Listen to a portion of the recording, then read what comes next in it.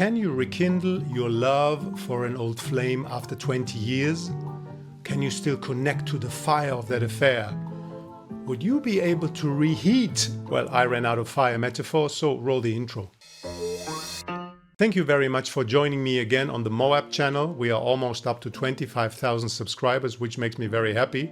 Once again, this channel is for people who love music, would like to discover some new music, might make their own music, hoping to get some inspiration, or even people who don't make music yet and are just interested in the process. In the last two videos, we were talking about creating your own lyrics, what kinds there are, where to get the inspiration from, how to shape them.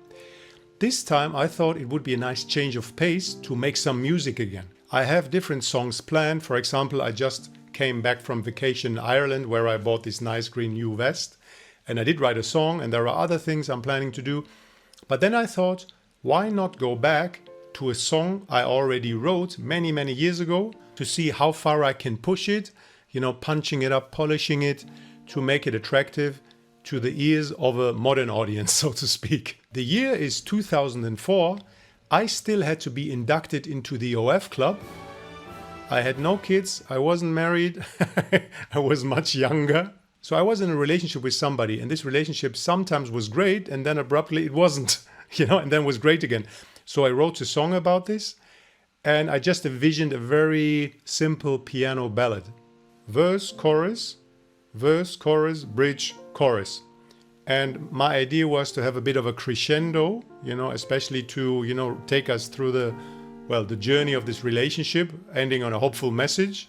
Back in 2004, I obviously hadn't coined the term MOAB, making music on a budget, but I was already following some of the principles, to keep it very, I wouldn't call it cheap, but, reasonably priced. So I was just recording this piece in my living room on an old German piano I had on loan from a friend of mine. It wasn't really, a fancy piano, but it was able to hold the tuning for a long time. It had a very nice sustain. And I just borrowed a stereo microphone. These were much bigger back then, like a Sony one. I'm going to show it up here. And I couldn't play the piano back then. I learned that later. So I asked the pianist I was working with, and he just came in and I explained the song, ran him through the whole storyboard, so to speak. The pianist, who is from a classical background, played the whole song basically in one take without click track. And there is a bridge where we have a bit of a Latin feel. It's a montuno,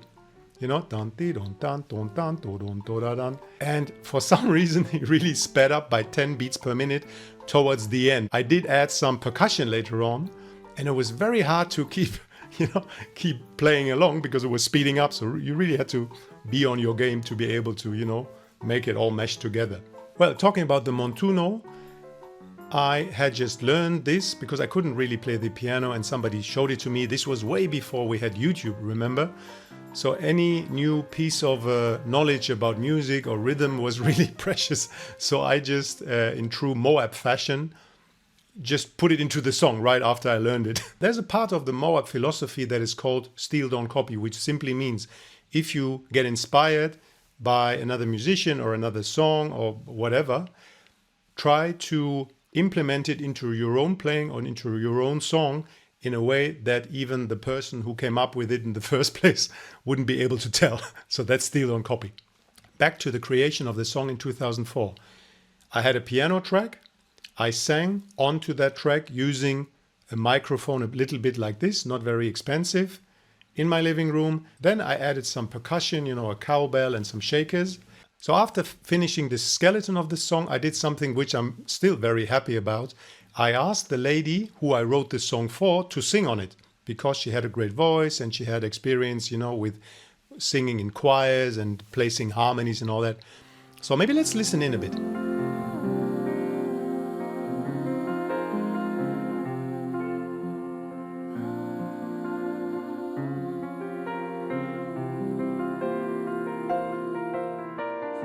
So as you can hear, there's some interesting major 7 harmonies in there that really open up the song. So back in 2004, what did we have? We had the piano track, main vocals, harmonies, and a bit of percussion. That was it. So I mixed it, And then it basically sat in my archive for 21 years. Why? Because there wasn't any YouTube. Of course, I played it to people, but I performed it, but it wasn't really published. So in 2025, I thought, why can't I go back to it and try to, bring it up to a new level? Especially as I had, access to new ways of producing and to adding instruments. Well, I said, let's give it a try. By the way, I have to give a special shout out to my musical collaborator who is mixing it and who is also, who was producing it with me. He still had the original files from 21 years ago. And he's the real hero of this story because he had to dig out an old hard drive from somewhere in the cellar and also go online to find an adapter to actually plug it in. So without him, none of this would have been possible. I took the song, I used the Rhodes. It wasn't this one because this one is a 54 Mark II. I had another Rhodes on loan while this was being repaired. It was a suitcase model with a factory-built stereo tremolo, which means you really have two outputs and you have a stereo panorama. I mean, let me play you a bit. This is what it sounds like in the verse.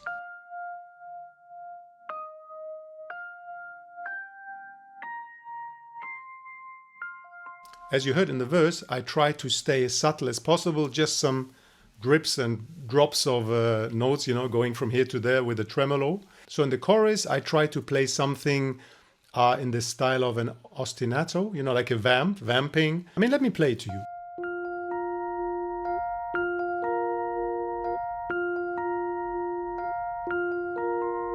So I was simply trying to add some forward motion to the chorus. In the bridge, in the Latin part, the Montuno part, I did try to play some more of a 60s feel. I mean, let's listen in.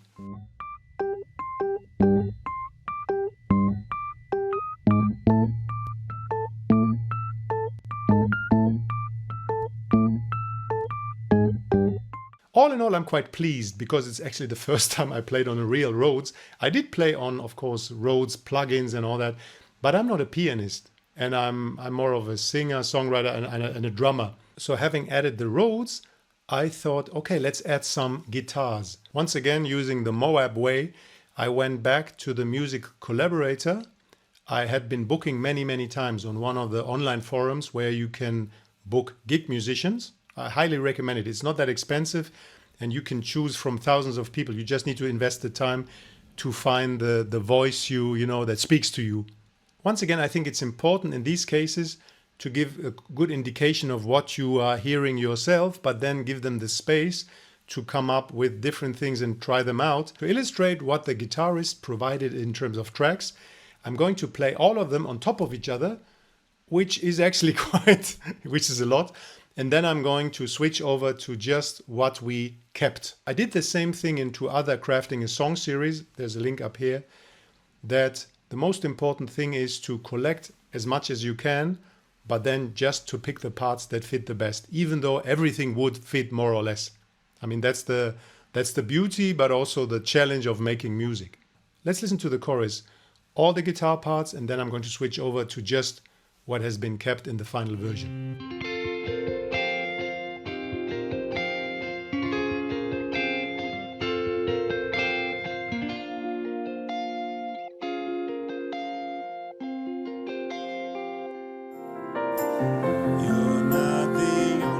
So to summarize, what did we have? We had the original version, piano, main vocals, harmonies, and a bit of percussion. Then on top of that, the Rhodes and the guitar tracks. Especially in the last chorus, for me, I had always heard this wall of sound kind of feel.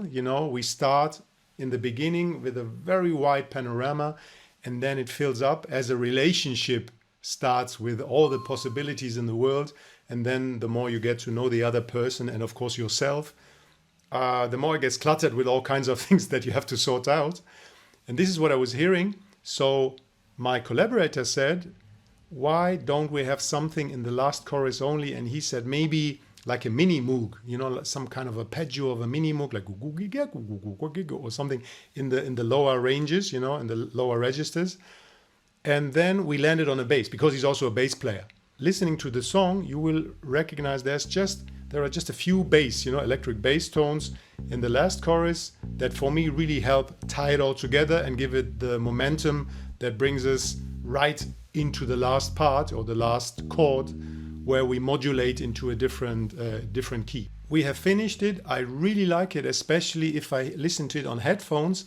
There is such space and there is basically no sample in it. It's just all real, right? Real guitars, real percussion, real piano. By the way, the piano's name was IBACH, if you're interested. So coming back to the question from the beginning, can you rekindle your love for an old flame?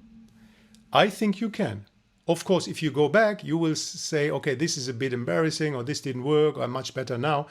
But I think if you try to get into the mindset of why you love the song in the beginning, you can still, plug into the feeling and then elevate it with the new knowledge you have gained over the last, 2 or 3 or 10 or 20 or 21 years. So that's the long and short of it. You can listen to the finished song on my channel, the new current updated version. There's a link up here. Next time, I'm planning to make a video about the relationship between failure and motivation. So that's going to be interesting because it's based on a lot of, personal experience. For example, the one time where I tried to write a song for the brand new Apple iPod, not iPad. But that's a story for another day and another video. So I hope you will join me again on the MOAB channel where we are going to make some more music on a budget. MOAB?